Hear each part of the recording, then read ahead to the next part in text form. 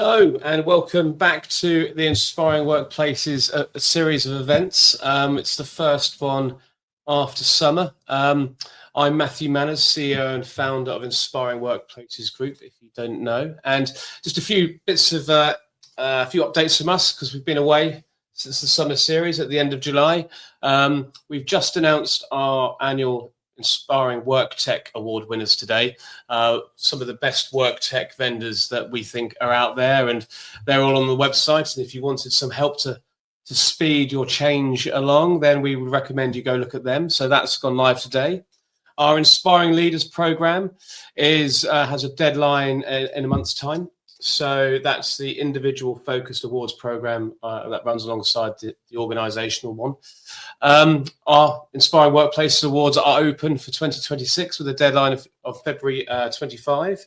And if you're looking for a survey-based recognition, we did launch Certified People First in June, which is the first time in a decade of operating that we have done that. We've been asked a few times over the years, to put it mildly, do we do a survey? Our original awards are storytelling based, and we finally decided 2 years ago to start to work on the survey based one too, and that now exists, called Certified People First. We have 15 new podcast episodes, an actual brand new podcast coming, 6 ebooks, lots of free articles, and as I said, this is our first free event coming out of the summer. We have 7 more before Christmas and almost 100 speakers, all free, all part of our free community, and all this content designed to help you, help your people. It's why we get out of bed in the morning. We love it, and we hope you do too. As time is short, because it's an hour, and I've probably taken up too much of it already, to our first power hour coming out of the summer on belonging and inclusion. These sessions that we started about 18 months ago and will continue into 2026, bringing together storytellers from different backgrounds and viewpoints to share their take on what it really means to belong on that subject, and today it being belonging. Why? Because there's no greater driver of a high-performing culture than believing in it and knowing that you're part of it. Well, that's what we think anyway. Right now, to state the obvious, it can feel like there's a battle raging against the very idea of helping people feel safe and themselves at work and beyond. We obviously think that's a nonsense and in some ways evil. Belonging isn't a nice to have, it's a business imperative. These power hours are here to arm you with stories, data points, and maybe even a spark of debate to help you take that message back into your workplace. So without further ado, I'm going to introduce our first storyteller, and when I'm done, please, Amy, if we can bring her on. Let's welcome Priya Bates, President of Inner Strength Communications, Inc. In Aligned, Not Alike, Why Belonging Doesn't Require Agreement, Priya Bates challenges the idea of that agreement equals alignment. She shows how belonging is built on clarity, connection, and psychological safety, not uniformity. An award-winning strategist, IABC fellow, and co-founder of A Leader Like Me, Priya has helped global organizations align people, purpose, and performance.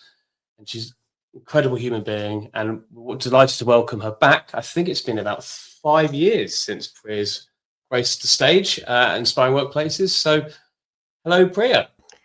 Hello, how are you? Very well, thank you. Glad to be here from Toronto. Nice. So it's morning for me and afternoon for, I think, most others. Yeah, and I think the days are shortening everywhere now anyway. So, I mean, there's not much difference between morning and evening anyway. So it's lovely to have you back. I'm going to leave because people are here to listen to you, not me. Great. And I think we've got my presentation that's coming up. That's awesome. So hello, everyone. We often think about belonging, that belonging requires agreement, and that to belong, we must all think the same way, act the same way, and even look the same way. But here's the truth. Belonging doesn't require us to be alike. It requires us to be aligned. I learned this really early in my career. I worked with leaders and teams where there was plenty of disagreement on strategy, on execution, even what success looked like. But those same teams thrived because we were aligned around purpose. And we were aligned around why we were here and who we were serving. And that alignment created space for diverse voices and different paths to the same destination. Too often, organizations confuse agreement with belonging. We think that if everyone agrees, everyone belongs. But forced agreement leads to groupthink, silence, and disengagement, and people sharing their best ideas because they don't want to stand out. And they stop speaking truth to power because they don't want to be seen as difficult. And here's the paradox: the moment you stop encouraging difference, you lose innovation, you lose trust, and you lose belonging. Belonging isn't about fitting in. It's about being valued, and it's about knowing your perspective matters, even when it's not the same as everyone else's. Alignment is different. Alignment is about shared direction, not identical opinions. It's the glue that holds organizations and communities together when differences surface. Alignment is different. Alignment is about sameness. Alignment is about shared purpose. Agreement is about sameness and alignment is about shared purpose. So agreement says we must all think the same way, where alignment says we're going in the same direction, even if we take different routes.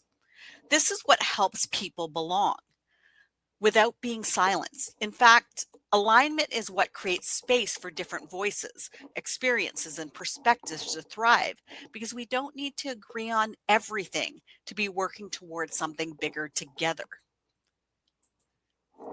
So, I was having this great conversation with Zora Artis and Wayne Aspen from Australia the other day about research they're doing on alignment. And I'm really excited about what they find out. And it got me thinking about what's needed from an employee perspective. And one, first, it's awareness. Alignment starts with clarity. People can't align with what they don't understand. They need to know the strategy, the values, the mission, the vision, the goals. Otherwise, they're just guessing. And without awareness, people end up working in silos, pulling in different directions, wasting time and energy. Take customer service, for example. If employees don't know what the service standard is, how do we expect them to deliver consistently? So, awareness ensures everyone knows what we're working towards, the bigger picture. Agency. But awareness isn't enough. Awareness without action is useless. And that's where agency comes in. Agency gives people permission and power to contribute authentically. It's about trust. When employees have agency, they don't just follow orders, they make decisions, challenge ideas, and bring their best thinking to the table. And a great example is on the factory floor. When a frontline worker is empowered to stop a production line for safety, that's agency in action. They're not waiting for permission, they're trusted to protect what matters most. So, agency ensures people can bring themselves fully to the purpose, not just follow orders. Let's be clear too, agency without accountability leads to chaos. So, accountability is what keeps alignment strong. It means taking responsibility for outcomes, not just tasks. It means leaders and employees alike aligning their words and their actions and being held to the same standards. If safety is a value, then leaders must wear protective gear on the floor too. Otherwise, it's just a slogan on the wall. So, accountability ensures alignment sticks through behaviors, not just posters. And finally, true alignment asks people to fake agreement. It's not about nodding along when you actually disagree. Authenticity makes sure that you can bring your unique perspectives, even when it's different, and still belong. So imagine team members who challenge your process because they see a better way instead of being shut down. They're valued for it. That's alignment in work. Difference is welcome, purpose shared. So authenticity ensures belonging because people don't have to be alike, be aligned.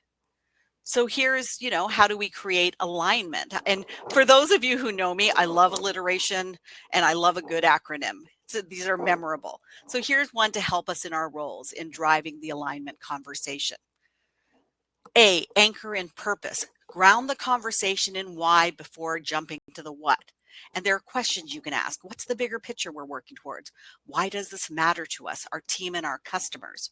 What will success look like if we get this right? We have to listen deeply, invite input, and show people they've been heard, even if you don't agree. What's your perspective on this?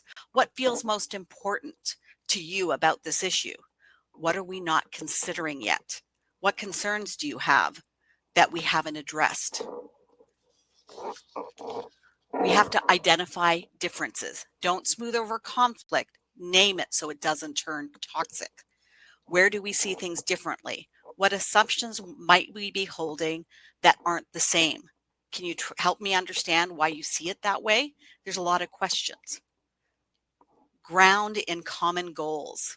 Shift from positions to shared interests. The why we agree on. So what outcome do we all care about? Even though we disagree on the method, what do we want to achieve together? What would a win look like for the people we serve? And what are the values that guide us there? And where are the overlaps in our perspective? And then finally, next steps defined. Close the loop so people can see alignment in action. What can we commit to doing next? What small experiment can we try to test our approaches? And how do we hold ourselves accountable to results? And then when will we check back in to see if this is working or not working? It's really about, and how will we share progress so everyone feels included? We've got this proof. So I want to end my portion, with that our power as internal communication professionals, because that's what I dedicate myself to doing, is really about culture building and conversation, not the campaign. So I've always said this: our power is connecting the dots from words to actions, values to behaviors, strategy to results, and brand promises to employee and customer experiences. Our goal is that we're heading in the same direction, contributing to the whole while providing our unique perspectives. So that's it for me, for my dedicated portion, and I look forward to hearing from the rest of the panelists today. Thank you so much. I mean, it's super succinct and exactly what we're after in the Power Hour. I do love an acronym too. I spent most of COVID trying to come up with different acronyms around the word inspire. But as I said, we're going to go through the storytellers. But I just wanted to say that I was nodding along a lot throughout that, and it was you obviously clearly a communicator and a brilliant one at that. And I think it's amazing to say why belonging does not require agreement. One of the most important messages right now, I think. And one thing we always hear about and champion is the diversity of thinking, and such how important that is and how valuable that is to an organization, that you have that diversity of thought. And it can only really happen with alignment, that people won't agree with everything. So that actually, by not agreeing with everything and allowing to be able to give permission to that, you then get the differing opinions. And I just thought that was a fantastic way of putting it. Don't need to agree on everything to be working on something bigger together. Just so much in there, Priya. So thank you so much. We'll be back at the end and bring all the storytellers together. But thank you so much.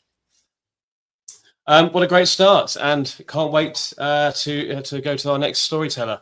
I've committed the cardinal sin of not confirming the exact pronunciation of a name that I always do, just because I'll first one back. So I'm going to pronounce the name, and if I'm wrong, please haul me over the coals when you arrive, Raj Kumari. So please welcome Raj Kumari Nyoji, CEO of I Belong.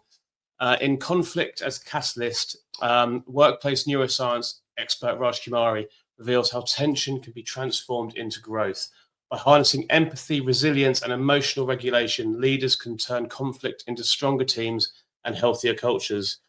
As CEO of I Belong and a sought-after epigenetic coach, Raj Kumari has advised leaders at Google, Salesforce, Adobe, and more, some of the biggest organizations in the world. And we're thrilled and very grateful to have Raj Kumari share their pioneering insights with us right now. So apologies for not clarifying at the beginning. I hope I wasn't awful, but welcome and thank you.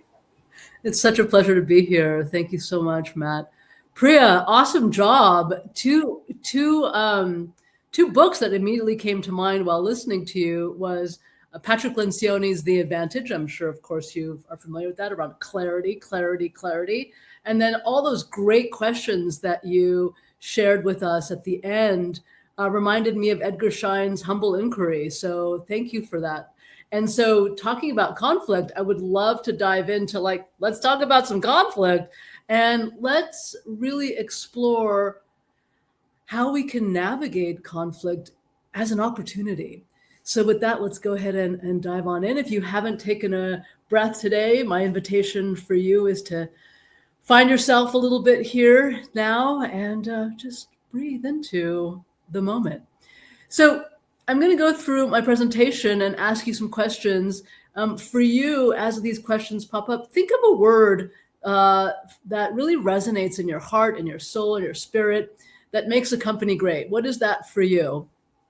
And ultimately, whatever word, respect, trust, that you come up with, belonging, it's the teams, right? How we work together, how we collaborate. And so the question then is, well, okay, what makes a team great? And then, for you, again, take a moment and think about what pops in your mind when that question comes up for you. And whatever you share, whatever you think, we can distill that down to the relational aspects of how we engage with each other, right? That dynamic is so essential. And so relationships are everything. I was just at dinner with Paul Zak. What? Last night. Amazing. I've been following his work for 10 years. Paul Zak wrote an article called The Neuroscience of Trust, and it's really, really awesome. This is Daniel Siegel. He talks so much about the neurobiology of who we are as humans, especially in the workplace. And I love this definition of a relationship. It is to know and to be known. Right now, according to Gallup, we are at the worst levels of engagement. In fact, I think we've receded, according to the most recent article, in the last 4 years. And I think it was McKinsey that was talking about how the number one driver right now across the globe for organizations, belonging. This is David Bohm, a quantum physicist. I love this quote: real dialogue is where two or more people are becoming willing to suspend their certainty in each other's presence. That gives me a sense of relief. But we are all human and we have to collaborate and work together and figure out projects and make deadlines. So inevitably, conflict does arise. In fact, I just had a rupture last week with a direct report. So how you navigate conflict directly impacts the business and the health of the organization. Patrick Lencioni's books, The Advantage, dives really deeply into organizational health. We are designed as humans to have neural circuits running our day-to-day functions. And there are a specific set of networks that are responsible for our awareness and our ability to control ourselves. But they are really susceptible to stress, the mildest of stresses even. And so when we start to experience stress, which is abundant in the workplace, they inevitably shut down. And we move into this place of impulsivity and get a little rigid, maybe even dogmatic. And what I tell senior leadership teams all the time is, look, it is so hard to make high quality decisions during high stress times. In fact, our ability to do so often goes offline, and solving really complex issues and problems comes really challenging. So what happens? Well, our nervous system is brilliant, and so it takes over for us, but not always in the best ways. Our nervous system is always trying to regain control, and if we don't have the capacities, the inner resources, oftentimes we'll default to what I'm sure you already know, the fight, flight, freeze response, and also the fawn response. What we understand about each of these different states is that our behaviors are impacted. In a fight stance, we're very demanding. We could be micromanaging or bullying. In a flight stance, we might start to overwork. We might find ourselves in the wee hours of the morning trying to accomplish something, maybe even taking on way too much. In a freeze state, we might not want to do knowledge transfer. We might want to gatekeep. We might even stonewall. We might even stop going to meetings and decline them. Fawning, however, is interestingly the most common default state at the workplace. And you guessed it, it's whatever you want. Absolutely, I'll do it, no problem. And that's exhausting. That's why burnout and overwhelm are at the rates that they are. Fawning also is about conflict avoidance. And Priya said just a moment ago, don't avoid conflict, actually dive in toward it. It's really essential to create that foundation of belonging. So in these fight, flight, freeze, and fawn states, what is the nervous system trying to do? Find relief.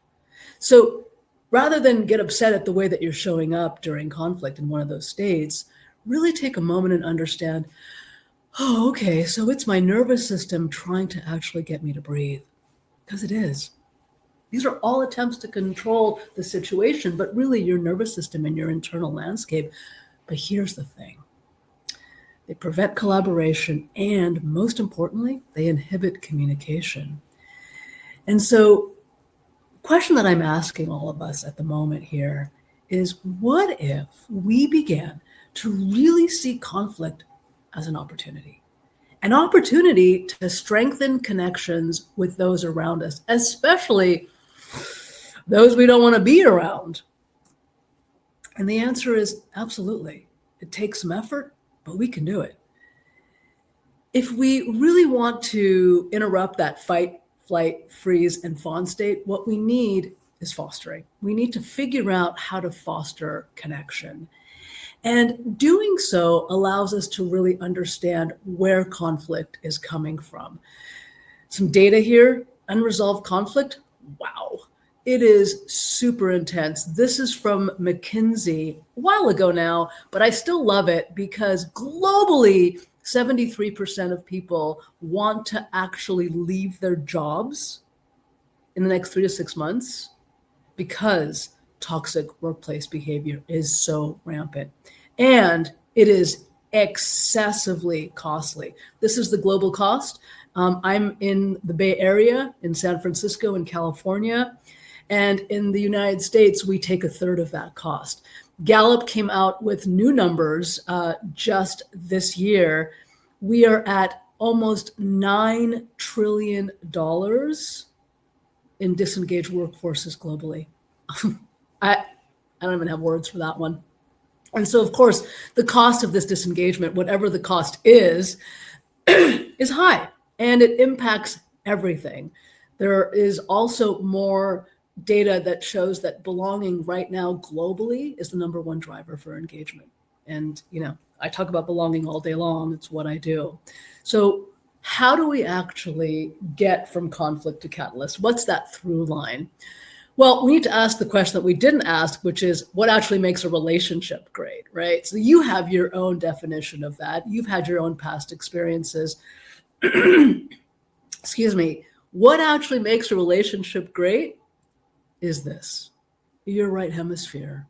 So much of what we do at I Belong is shift the neurochemistry of the internal landscape of the workforce, and bringing your right hemisphere, the right part of your relationality, is essential. And so let's talk a little bit about what that even means. The reason why we actually struggle in conflict is because we haven't fully given permission to bring that right hemisphere to work. We are very heavily indexed, I would say overly indexed, on left hemisphere get stuff done mode. And so what we need is to really establish a foundation of belonging where we can activate our right hemisphere throughout our workforce, across the business, because each hemisphere actually has a completely different perspective. If you think about it, the left hemisphere speaks differently, it sees differently. It's really the human doing aspects of who we are. The right hemisphere, that's where we get to be human. That's where we get to be in relationship. That's where we get to be relational with ourselves, with others, and the world around us. And so that language that comes from the left hemisphere is very transactional. And oftentimes when there's conflict, it actually blocks connection because we're so focused on the data and what went wrong and what you did. And we don't have that openness that Paul Zach was talking about last night, which was when we have that openness, when we have that vulnerability, when we share accountably first, that's the bridge to trust. And so that all happens in the right hemisphere. And when we experience interactions or difficult moments or even tension with others, and we're coming from that left hemisphere, we kind of default to blame instead of getting curious. We actually gaslight instead of validating and listening. We end up excluding instead of slowing down and empathizing. We really do avoid difficult conversations instead of sitting there and really owning that discomfort and giving feedback. We tend to be a bit demanding instead of coaching or guiding or having that humble inquiry that Priya talked about with those questions. We micromanage, and I am certainly guilty of that instead of leading, especially in moments of stress. We deflect instead of reflect. And I want to emphasize that the left hemisphere brings us a lot of strengths. It's about structure. It's where we do strategy. It's where that clarity comes from that Priya was talking about. It's about engagement and where we can get motivated, where we can implement details and get really tactical and into the weeds, and where we can bring some optimism. Our right hemisphere is that emotional maturity, that emotional intelligence. We can coordinate people because it requires us to be in relationship. Appreciation is so key here. If you haven't read Gary Chapman's book, The 5 Languages of Appreciation of the Workplace, some really interesting data in that book. We collaborate from the right hemisphere and we're able to receive feedback. How many times have you been with someone who didn't want to hear or take or own the feedback that you gave? When we have issues with the left hemisphere and deficiency in the left hemisphere for whatever reason, we're not able to receive the feedback. We have imposter syndrome. When we have left hemisphere deficiencies, it's hard to coach others. It's hard to really see what their strengths are or where they're in pain. And it's really hard to make decisions and celebrate our wins. We're focused on what went wrong, and we certainly are challenged in delegating. When we have issues in the right hemisphere, big visions are incredibly challenging. It's not something that strategy is not something that we do well or easily. We get lost in the weeds and we maybe feel a little revengeful when we feel disrespected or hurt or wounded in some capacity. This is where depression can occur and pessimism. When we have our right hemisphere more fully online, we can really beautifully impact mental well-being. We can address depression, anxiety, burnout, and we can work with and manage conflict and aggression. So flourishing in workplaces really do require our right hemisphere to be much more fully present. We are really invited to use our gut instinct and our intuitive sense making when we have access to our right hemisphere. And when we masterfully vacillate between both hemispheres, because we need both, that's actually how we move from conflict into connection. I'll just leave you with some quick data here. This is from Ernest Young, and I love this because it talks about how globally belonging is the driver, but empathy is the leadership style that workforces are hungry for. And of course, I'm going to tell you where empathy happens. It's in the right hemisphere. And so we need to be able to have leaders who really prioritize empathic leadership. And so what I talk about in all the work that I do is, as a leader, how are you holding bihemispheric leadership? Who do you need to become in today's world to lead through all that is currently present? And what might you be avoiding that needs attention? Thanks so much. Thank you so much. I'm not sure what part of my brain is trying to compute all that right now, but that was just so eye-opening, and there's a lot that I'd like to get to at the end when we all come back together again. Just how, when we're using both hemispheres, we move from conflict to connection is a lovely, lovely part of that. I breathed, and thank you, because I realized I was speaking very fast at the beginning. So I've been breathing throughout. And Paul Zach, I'm glad you had dinner with him. I've yet to have dinner with him, but he's spoken for us a number of times now, and we love Paul too. So What a great guy, right?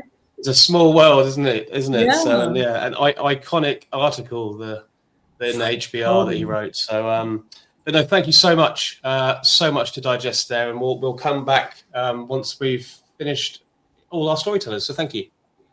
Pleasure. Wow, what a start to the post-summer event run. Let's go straight on to Alia Lalani, culture consultant on the intersectional advantage, a blueprint to belonging. Alia shows how moving beyond one-dimensional inclusion unlocks real belonging. By applying an intersectional lens, leaders can create psychological safety and unleash innovation across diverse teams.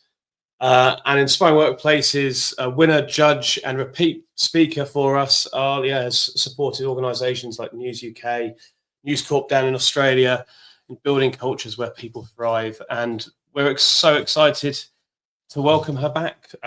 Welcome Alia back. So please welcome home. How are you? I'm good, thanks. How are you? I'm very well.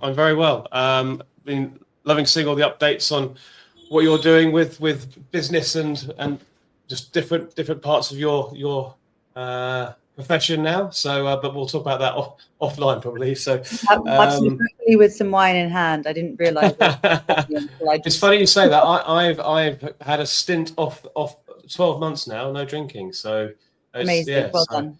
But just seeing what you're doing is making me interested in having your tipple now and again. So, but anyway, I digress. It's great to have you here and to talk around the issues you're going to talk around. And then once you finish, we'll bring back Priya and Raj Kumari, and we'll have a chat. So over to you. Awesome. Well, thank you so much for having me here again.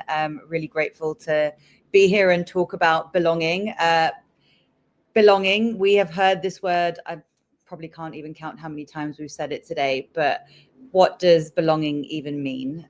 The dictionary says it's an affinity for a place or a situation, but the truth is, as with many things, belonging can mean something very different to me than it can mean to any of you watching and listening today. Priya showed us that it doesn't require uniformity, and that alignment comes from that shared purpose or the shared values and not sameness. Absolutely. Thank you so much, and can't wait to have more conversations with you and Raj Kumari shortly. And Raj Kumari talked about the understanding the neuroscience behind empathy and being an empathetic leader and how we navigate conflict, or empathy being the leadership style. And yes, these two are absolutely core aspects to belonging. But there's one thing that I would like to add to that. The layer that we often miss is complexity. And here's the challenge. For a very long time, belonging at work has been framed in one dimension. So it's seen as a simple matter of fitting in. We often ask, is this person going to fit into our culture? Today, yes, more and more people are talking about culture add rather than culture fit. So what can we learn from a new person, and how can we evolve our business when we have someone come in? But let's be honest, we still quietly think about whether someone will fit in to the culture or the organization that we've built. And that can sometimes translate to be your whole self, but maybe be yourself that's a slightly bit more agreeable version of that, because as the other two have shown, we don't like conflict and we tend to avoid conflict.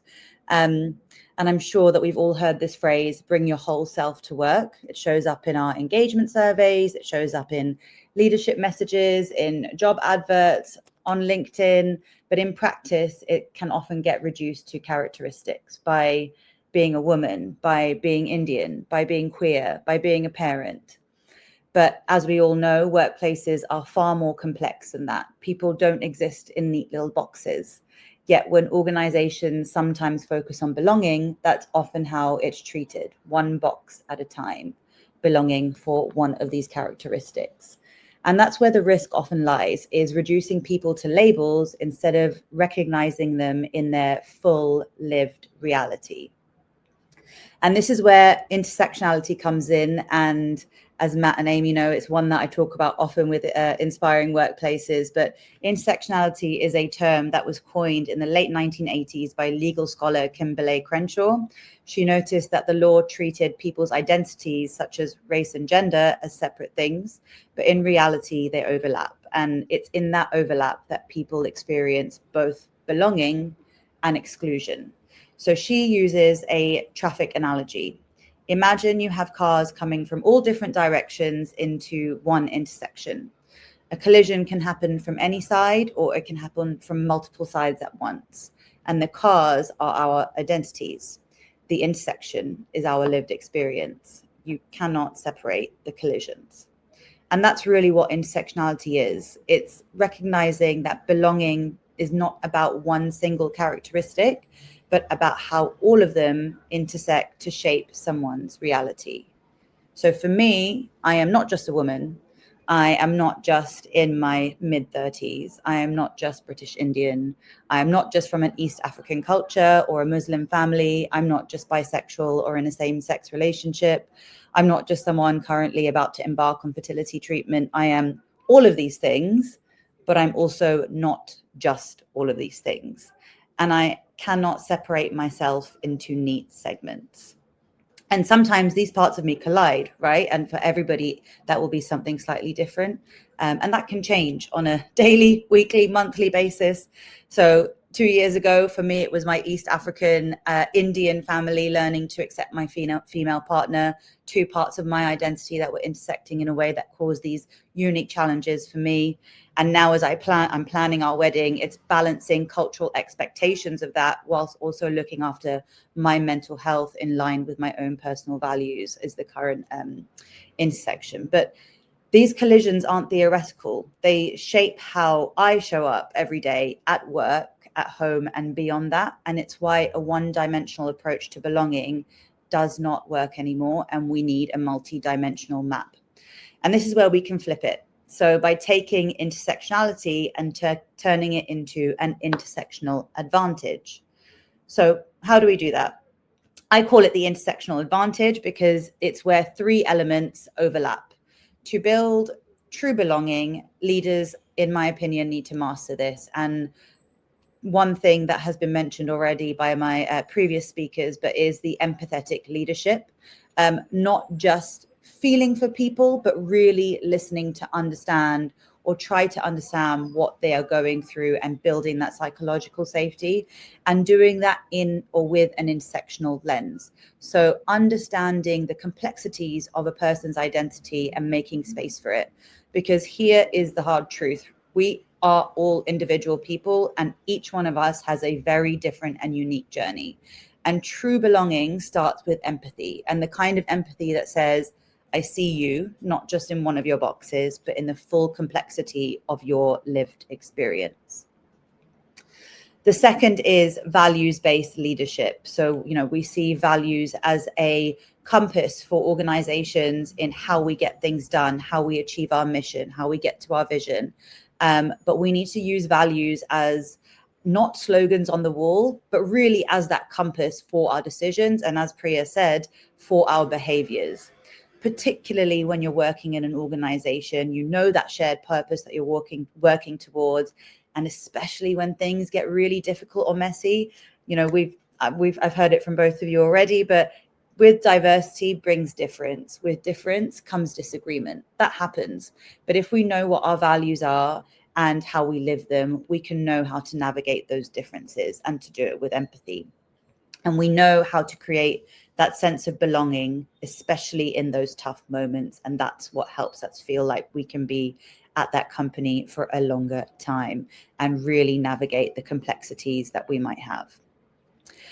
And then the third element is weaving diversity, equity, and inclusion into culture. So when leaders can master empathy and lead with their values, diversity, equity, and inclusion becomes or stops becoming a program that solely sits in HR. It stops being that tick box exercise and becomes woven into the very DNA of that company or organization.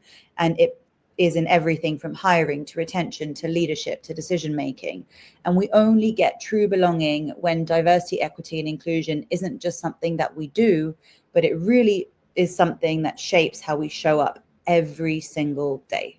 And when we bring those three elements together, the empathetic leadership with intersectionality at heart, leading with our values and embedding the DE&I into the culture, that overlap is what I like to call the intersectional advantage. So we've just talked about this in theory, right? What does it look like in practice, and how do we take all of these elements and apply them to a real challenge? And that's where I like to say the power of an intersectional coach comes in. Imagine your company is using its data effectively. You're really looking at your employee surveys, you're gathering qualitative analysis, looking at your leaver patterns, and you start to see that actually there is a pattern, and your LGBTQ plus women or LGBTQ plus Asian women in their mid-30s are scoring lower on their engagement scores despite their strong performance. So the issue here isn't capability, but it's the unique experience of navigating multiple and intersecting identities in the workplace. Maybe they're facing societal pressures. Maybe they've realized that the company has generous parental policies, but the fertility support is limited. Whatever it might be, the complexities are affecting how they show up, feel, and engage. So enter an intersectional coach. An intersectional coach acts as a strategic partner. They can bring informed empathy by understanding the employee experience through the lens of those intersecting identities. They can help leadership see where values and lived experience may not align. So if the company has a value like community, the coach can help the leaders explore whether that value is truly being experienced by everyone. Are employees navigating overlapping pressures, being seen, supported, and included? And where gaps exist, the coach can guide leadership to adapt the behaviors, policies, and practices to make that value meaningful in everyday work. And without that lens, talented employees may quietly disengage, they might leave, despite the company believing it's being supportive with their really strong parental policies. So by combining the empathy, the values, and the culture in this way, the intersectional coach can help embed belonging into the very fabric of the organization. And this is where I believe the intersectional advantage can become a very practical blueprint for creating an authentic, inclusive, and sustainable culture.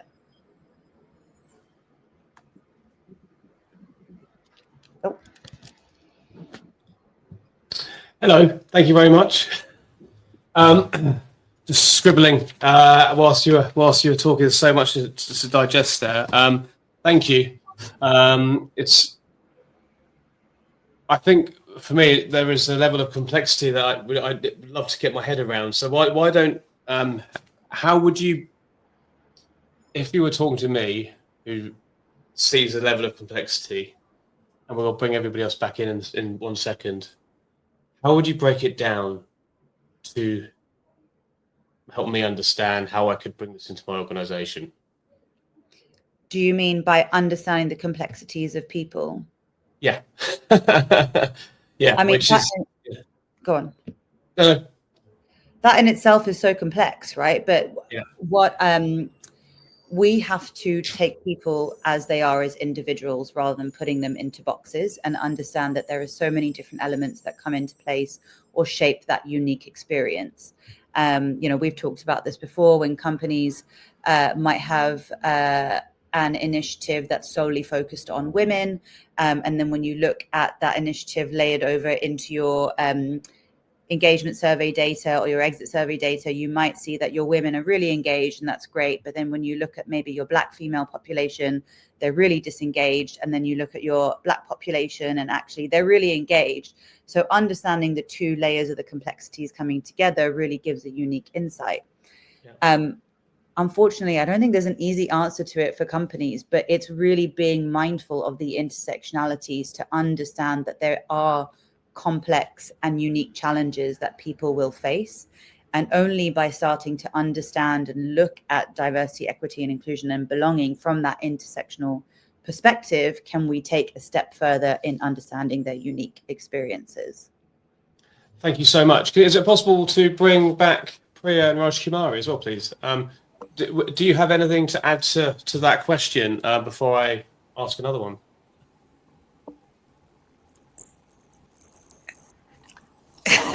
That's a good question. I think it's absolutely, I think so much about navigating through complexity is about curiosity, right? Which we've all been very consistent with in terms of, understand, like ask the questions, listen to the answers so that you can actually get to a point where you have a solution or a way forward with a relationship or with an organizational direction. Yeah, absolutely. You're so right, Priya. It's curiosity mixed with that empathy. And also respect, because the more that we have the differences coming up, actually, yeah, let's navigate it with empathy, but let's do it in a way that's respectful to each other as well. Yeah. To add to Priya's alliteration, acknowledgement and attunement. Yeah. Here for an alliteration. Love them. Me too. I've got so many questions that I've been scribbling. I don't entirely know where to begin. I feel like this is I don't want to ask this one, but I do, just in the sense for those people that might be struggling with it right now. So in today's politically charged world, where depending where you are, it's more charged than other places. How can you, as somebody who wants to work on this, try to create better cultures, essentially, but with belonging and inclusion might have such an association with them? How do you bring this to the table to your leadership without it being dismissed? I think, as I mentioned, in terms of really understanding why we're doing what we're doing, I think that we cannot ignore what's happening right now. And we're here in Canada, which is very close to some of the changes that are happening in the US. We're very impacted by it. And the struggle in terms of how organizations navigate and leaders navigate is real, right? We do not want to diminish that there are organizations that are trying to navigate staying a little under the radar because they don't want to be attacked. And what they're trying to drive is stability. Right. So from an employee perspective, employees need to understand why they're making the decisions to drive that conversation around, how do we create stability? How do we create security? Right. And things that are important to them. And they don't necessarily understand the why in a way that a lot of people are feeling left behind. But I think where we're going to see, like, unfortunately, hindsight is going to be 2020, because the decisions you make now and the conversations you ignore now are like the next generation is watching, and they have very, very different expectations. So we will see this play out in terms of reputation, in terms of recruitment and retention. I do like too many alliterations. I'm sorry about that, but it's like we will see it play out.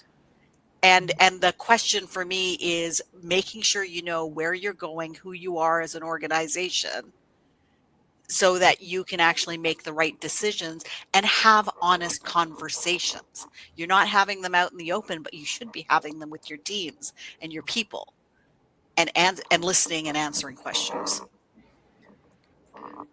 I will add that according to the World Health Organization and the CDC, loneliness is an epidemic and it's rampant across the globe. How we solve for loneliness is belonging. And so my heart is breaking witnessing what is happening in organizations that people are choosing because of the political climate globally, choosing productivity and performance over belonging and people. They just are. And I'm also seeing pockets across the globe emerge around islands of coherence and the willingness to double down on meta-relationality, for example, is actually a website. I was like, that is amazing. So there are pockets that are doubling down on people, and we need to find those pockets for our own salvation, for those of us who are doing the emotional labor and really kind of pivoting the language, pivoting the strategy to really hold as much as we can the cultures of engagement. Nilufar Khonsari actually has written an amazing book called The Future is Collective. I mean, I think that's where we're headed, is cultures of care. With the rise of global fascism, I think we have an opportunity to figure out what humanity means to all of us as a collective. I'd like to just jump on something you said then. I was thinking about I think it's being clever, and words matter, and as soon as certain things happen, we and some of our award winners around the world were letting us know that certain terms are being now tracked by government bots in different parts of the world, and they could be defunded, and so we had to think about our own language as well. So going to the doubling down more on the belonging side of things rather than other terminology, just to be clever. But I wonder whether the conflict to connection route, and actually where all three of you have mentioned this and around empathy and leadership, and actually going towards, look, there is conflict in the world, there's conflict within our own ecosystem of the workplace right now, how we can go from conflict to connection, work to a bigger sense of purpose and values, and that be the road into the belonging and creating these safe environments, and actually hitting it head on and tote from the other side of the spectrum, so to speak. I wonder if that might be what we need to do. Not only is that 100% yes, we are faced with another wave of challenge, which is AI and sycophancy. People are so damn lonely that of course they're going to pivot to sycophancy. I want to be flattered. I want to be praised. According to Gary Chapman, in the US, 70% of workforces have never experienced praise. What? So, why? Wow. Why? That makes me sad. Right? Yeah. We need to start somewhere. Yeah, please. That just makes me sad. To hear that, and to hear it in that stat makes it so real. And what I wanted to say before, when we're talking, the geopolitical world that we live in, whether it's in the UK, whether it's the US, wherever we might be, something is going on that's affecting each of us on a human level. We are human beings, right? And we will be impacted by something or another, and it will be in a different way. And I think sometimes this is what gets forgotten, is that at the end of the day, we are people. And at the end of the day, when you employ people, your people need to know what support they have, whatever's happening. What access do they have to support? What access do they have to their employee assistance program? What access do they have to people that they can talk to internally? And that makes such a big difference, to just remind them that this is, in these moments of difficult times, this is what you can do and how we can help you. Is it Alia? Alia, thank you. We have billboards in Silicon Valley that are now saying, "Don't hire humans." Yeah, wow. We have them here. So I don't know what to do with that. I'm at a loss. I would love some support on that, because if that's where we are, certain lenses or certain perspectives. Yeah. And I think this is an opportunity, right? I think that who we are during chaos and conflict defines who we are. It's not during the good times, right? That we show up in a real and authentic way. And I think about the fact that, You know, maybe like there's a lot of conversations around DEI initiatives, you're not supposed to use these words and stuff. But in some cases, like Alia was saying, that we created these boxes and we created these sentiments that weren't necessarily real and helping us. We were doing a lot of check the box, programs that were more focused on campaigns versus real conversations and relationships. And I think that there's this opportunity with organizations that when they look at this, it's not about taking a look at what they were doing superficially, but then taking a real look at practices and their policies and all of this, how they work together. Absolutely. And that's the piece that's going to drive the change. Because people, what is it? Maya Angelou, I love her quote, is people don't forget what you said, but they don't ever forget how you made them feel. Yeah. That's where we need to be thinking, that we can do the right thing without campaigning about it. Well, I love that so much and that's where, I want to be like, and we need the right hemisphere because that's where we feel. Yeah. Just because I'm conscious of time as well, and I just want to have another hour talking about this, I think. I've always said that the workplace is trying to cure society, and they have the poor people who are running these teams and running these companies have to deal with society's woes, and they've got the biggest challenges ahead of them. And I'm almost coming back to the very first thing that was mentioned in this hour by Priya, where belonging does not require agreement. And over the past however many years, it's become very binary. You're right, you're wrong. My opinion's the right one. Yours is the wrong one. And I just thought saying that out loud. Belonging does not require agreement. That I feel like should be a default scenario for every single workplace and every leader in every workplace right now. And that belonging might come with some discomfort because people aren't used to disagreement. It's just right or wrong. And I wondered, leaving it on that note, what one piece of advice, having listened to each other and the conversation we just had right now, what one piece of advice would you do or give to the people listening right now around going out there and trying to create a culture of belonging, or whatever you might want to offer to the world? And we'll do in reverse order. So we'll go Alia first. Take people on an individual basis. Fantastic. The most important leadership skill to have is the ability to sit in discomfort. Yeah.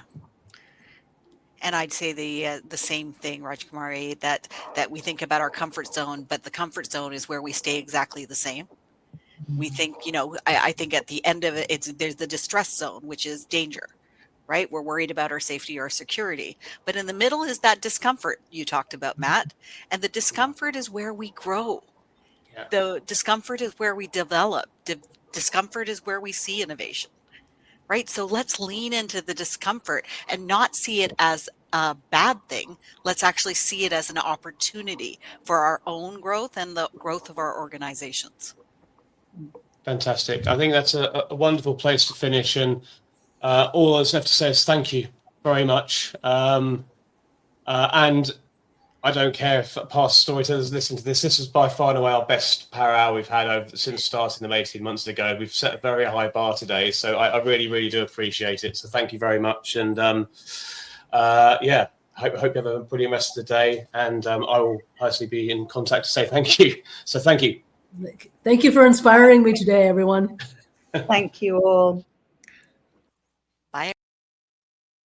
Wow. Well, thank you very much to everybody. Absolutely mind blown. I've been reading a lot of books on the brain, so I haven't been reading enough clearly with the right and left hemisphere. So I'm going to be going and buying a load of books that were mentioned throughout this conversation right now. But thank you to our three storytellers, all absolutely fantastic, and bringing some very sage advice that we need to actually create some discomfort, I think, to help move things on and grow our organizations into better people first places. So it's not going to be easy, but I think we need to have those conversations. Anyway, thank you so much for joining in. If you're watching live or on demand, And thank you again to our amazing 3 storytellers. And thanks to my colleague Amy for bringing it all together. Take care for now. Bye-bye.